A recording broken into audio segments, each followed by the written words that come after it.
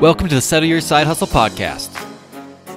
I started this podcast for one very simple reason, and that is to show you what it's like to actually start a business. Going from a side hustle business that I'm doing while working the 9 to 5 to being full-time in my business, living the life that I want, controlling my time, controlling my hours. And the number one problem that I had with every podcast I listen to on the market is that either A, they don't actually get down to the nitty-gritty. They're not transparent with you, telling you about their actual struggles, or B, they've already made it so there aren't struggles to share. And that's why I decided to start this podcast right here, right now, as I've just transitioned into full-time entrepreneurship, so I can actually share with you the struggles as I go through them, and you can learn from my experiences while you're growing your business alongside me.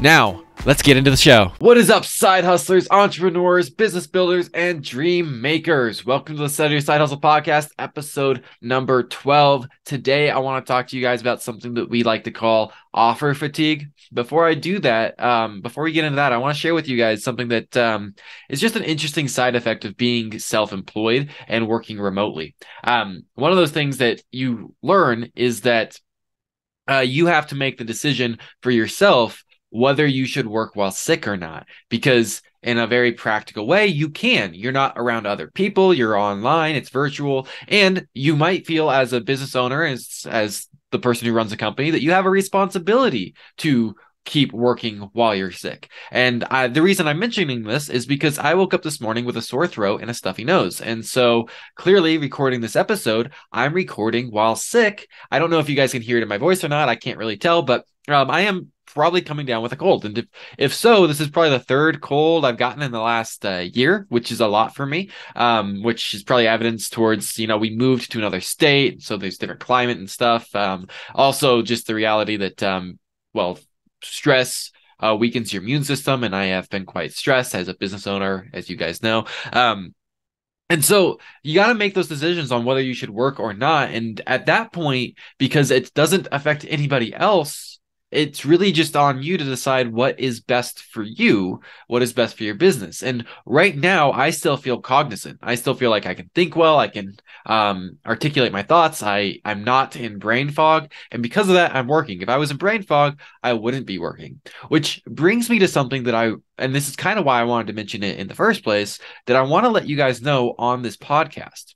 This is a daily podcast that runs 5 days a week, and I expect that to happen and definitely into the future. One of the things that I would hope to start doing in the future, though I'm making no promises to this, is start doing on maybe a weekly basis or something to that degree. Interviewing other business owners. I think that might be valuable for you. And I just want to be transparent that there's exactly one reason that I can think of as to why I might not be able to make this a daily podcast, and why there might be some holes in it in the future. And those would all be surrounding health, because I am recording every single day. I'm not batching content. I'm recording every morning. It is the case that if I become very sick, or if my wife becomes very sick, or power outages, or these kinds of things could be a stopper for an episode one day. And I just want you guys to know that ahead of time before it comes up, because I just want to be transparent and authentic. Because I am recording every day and I'm not batching content, I don't have the same level of control, and I'm going to do everything in my power to be here every single day, every weekday for the foreseeable future, even when I'm sick, as long as I can think straight. And so with that being said, I told you I wanted to talk about offer fatigue. So what is offer fatigue?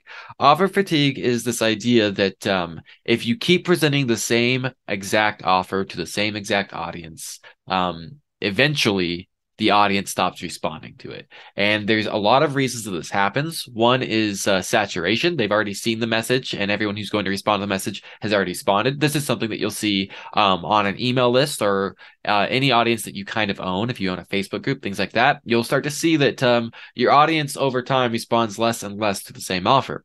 And that's effectively, in those scenarios, that everybody who is going to buy already has. Right. And so, you have the 12 touch point rule. You want to show the offer over and over and over again for 12 times. And then you'll probably start to see offer fatigue. But if you're running ads or you're doing things more to mass market, you're going to see offer fatigue for other reasons. You're going to see offer fatigue maybe because you've done such a fantastic job that you've actually saturated the market, but maybe because competitors have also saturated the market. So the offer that you're making is so similar to all the offers your competitors are making that the audience at large has had the same effect of seeing it too many times. And maybe there's actually just like economic shifts or cultural shifts. And so one of the things that you want to do to make sure that you're able to keep moving forward in your business is not present multiple offers at a time, but have multiple offers in the back of your head and be prepared to present multiple offers. For example, I'll give you an example from my business. I have been promoting the Settle Your Side Hustle 30-day intensive for months. And I have promoted it to my private Facebook group. I've promoted it on my Facebook feed, and I've promoted it to my email list. And in doing all of that, I have seen a decline in people who are booking calls with me to talk about it. And so this is the time when it might be wise to switch up the offer. And so because one of the things that I do is coaching consulting, but another thing that I do is done for you marketing services, content creation services. I went ahead and I created an offer that I put out into the world today, and I posted it on just my Facebook feed. I posted it in my group, and I said, I'm going to create reels for you, shorts for you. And I'll do 3 for $27, which is a ridiculously cheap price. And the reason I'm doing this is actually because my hope is that I blow your mind. You love them so much that you hire me for a larger package. We do more work together. And I present this offer, and so far it's kind of blown up. And blown up for me at this stage in my career. Like I posted this a couple hours ago, and I've already had 10 or 11 people who are like, yes, I'm interested. Let's talk more. And that's more engagement than probably an entire week's worth of content that I put out about the intensive right now. So just switching up the offer was really, really good for my audience. And hopefully it ends up making probably potentially even more revenue than the 30-day intensive would. And so I'm going to be promoting this offer for this week, and then I'm going to take it down because I'm presenting it as I'm looking to do this with a limited number of people for a limited amount of time, and I will take the offer down after that. These are the kind of things that I do to switch it up. One thing that I did at the beginning of this month that also worked really well was instead of promoting my intensive or instead of promoting one-on-one coaching, I said, hey, you know what? And this is technically one-on-one coaching, but I said, hey, you know what? I'm going to, for 1 week, do a free 1 hour long one-on-one coaching call with anybody who takes me up on it. This is a coaching call, not a sales call. There is no sales pitch whatsoever at the end of it. It's just me trying to give as much value as I can to you. And I had a lot of people take me up on that. I got on like 10 calls for that as well. And so one of the things we see from this is that just trying new offers that are aligned with your brand, that fit into your value stack, that don't distract from your main focus, that don't make people think that you don't do what you do.